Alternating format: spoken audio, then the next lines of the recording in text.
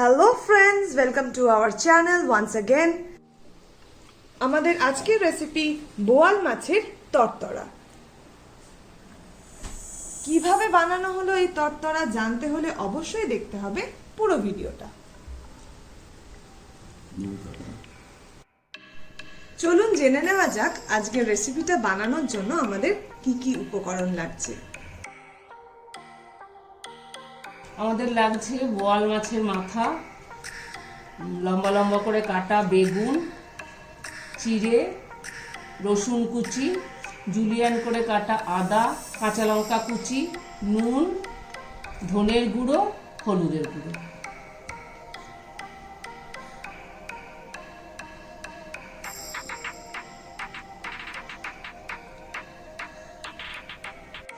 এসে গেছে আমাদের বোয়াল মাছের মাথা। এবার কি করব? এবার আমরা মাছের মাথাটা আর মাছের মাথার পাশে যে ছোট পিসগুলো আছে এই পিসগুলো এগুলো আমরা সব দিয়ে দেবো। এগুলো আমরা একটু নুন হলুদ দিয়ে মাখিয়ে রাখলাম আর একটু সর্ষের তেল দিয়ে। এটা মাখিয়ে আমাদের কতক্ষণ রাখতে হবে? মিনিট 5 রাখতে হবে যাতে নুনটা হলুদটা ভেতরে বসে। 5 মিনিট হয়ে গেছে। এবার কি করতে হবে একটু বলে দাও। এবার আমি গ্যাসটা জ্বাললাম। প্রথমে আমি শুকনো প্যানে চিড়েটা ভেজে নেব, একটু লাল লাল করে চিড়েটা ভেজে নেব।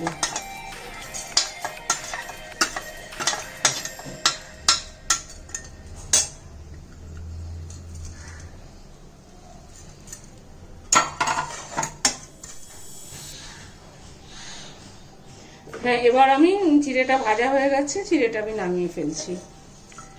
প্রথমে চিড়ে ভাজাটা তুলে নিয়ে আমি ফ্রাইং প্যানে তেল দিলাম। তেলটা একটু গরম হতে হবে। আর মাছের মধ্যে আমি একটু তেল মাখাবো, কারণ বোয়াল মাছের মাথা ছেটে তেল ছিটতে থাকে, ওই জন্য একটু মাখিয়ে নিতে হবে কাঁচা সর্ষের তেল।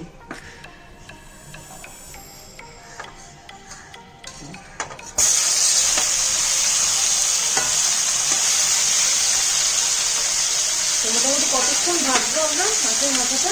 একটু ভাজা হবে, হালকা ভাজা।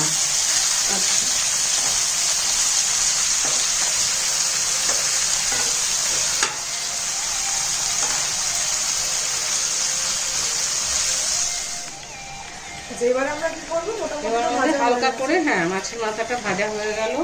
এবার মাছের মাথাটা আমি তুলে রাখবো একটা বাসনে।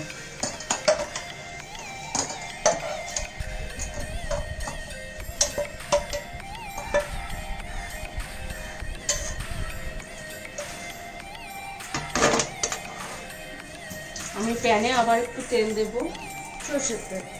সর্ষের তেল দিয়ে আমি একটু রসুনটাকে ভেজে নেব।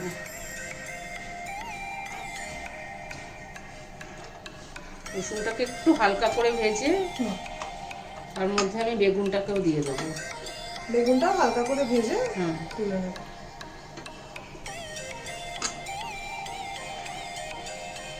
বেগুনটা আগে আমরা নুন হলুদ বা কিছু মাখাচ্ছি না? না না।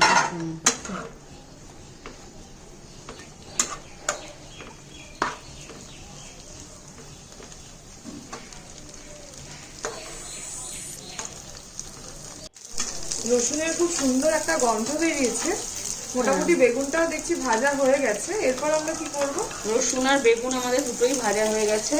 এবার আমরা ফোড়ন হিসাবে একটু জুলিয়ান করে কাটা আদা, এর মধ্যে ফোড়ন হিসাবে দেব আদা আর আমার কাটা কাঁচা লঙ্কা কুচি আমি দিয়ে দিলাম। রসুনটা কি পরে আবার আমাদের লাগবে? না, আর লাগবে না। এটা মানে খুব হালকা রান্না, অন্য কোনো মশলা লাগে না। আর লঙ্কাটা যে যার স্বাদ মতো, যে যতটা ঝাল খেতে পারে তার উপর। আমরা চিড়েটাও লাল করে ভেজে রাখা যে চিড়েটাও দিয়ে দিলাম, সেটাও দিয়ে দিয়েছি। এবার একটু নাড়াচাড়া করে আমি মাছের মাথাটা দিয়ে দেবো। এটায় কোনো জল পড়বে না। এবার আমি পরিমাণ মতো নুন দিলাম এর মধ্যে।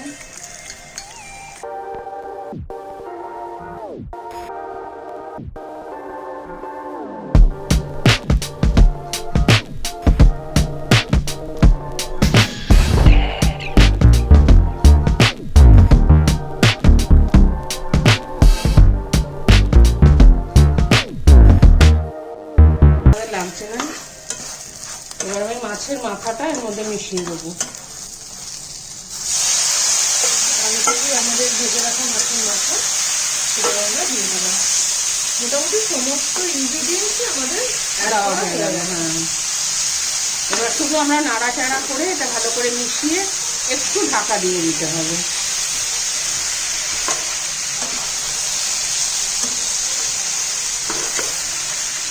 ঢাকা দিয়ে মোটামুটি কতক্ষণ রাখতে হবে?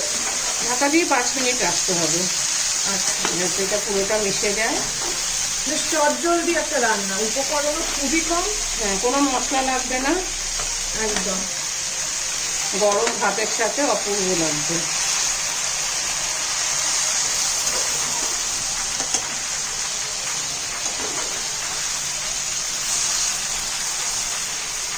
মাছের মাথাগুলো আমরা একটু ভেঙে ভেঙে দেবো। আচ্ছা, এবার এরকমই থাকবে, আমি একটু চাপা দিয়ে দেবো মিনিট 5।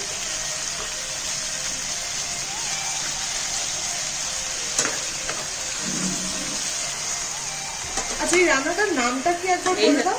এই রান্নাটার নাম হচ্ছে বোয়াল মাছের মাথার ঝাল অথবা বোয়াল মাছের মাথার তরতরা বলা। হ্যাঁ, বেশ সুন্দর নাম, আনকমন। হ্যাঁ, একটা আজকালকার মানে পুরো শোনা যায় না। নামের মধ্যে খুব স্পাইসি একটাই আছে, কিন্তু একদম উইদাউট স্পাইস এটা রান্না হয়। মানে এটা বলা যেতে পারে আগেকার রান্না যেগুলো আমাদের হারিয়ে যাচ্ছে, খুব একটা এখন শোনা যায় না। এটা আমি আমার শাশুড়ি মায়ের কাছ থেকে শেখা রান্না।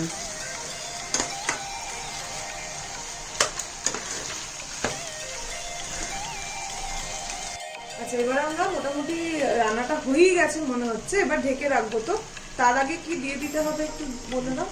তার আগে যে জুলিয়ান করে কাটা যে আদাটা আছে এটাও ছড়িয়ে দেবো, যাতে একটু মুখে পড়ে। আদাটা দিয়ে একটু নাড়াচাড়া করে আর একটু চাপা দিয়ে দেবো।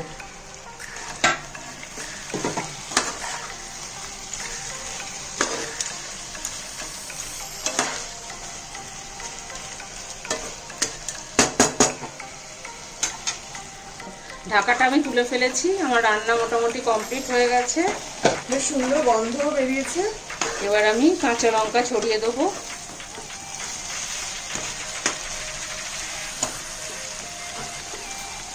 আপনারা আপনাদের ইচ্ছে অনুযায়ী ঝাল দেবেন। একটু চিড়ে নিয়েছি আমরা কাঁচা লঙ্কা। হ্যাঁ, আমরা একটু কাঁচা লঙ্কা চিড়ে নিয়েছি, যা প্রয়োজন সে একটু ডলে খাবে। এবার আমি রান্নাটা সার্ভ করে দেবো। তৈরি হয়ে গেছে বোয়াল মাছের তরতরা। আর দেরি না করে বন্ধুরা চটপট বানিয়ে ফেলো বোয়াল মাছের এই দুর্দান্ত রেসিপিটা, এবং কেমন হলো জানাতে কিন্তু ভুলো না। আজকের মতো এই পর্যন্ত, আবার তোমাদের সাথে দেখা হবে অন্য কোনো রেসিপি নিয়ে অন্য কোনো দিন। ভালো থেকো।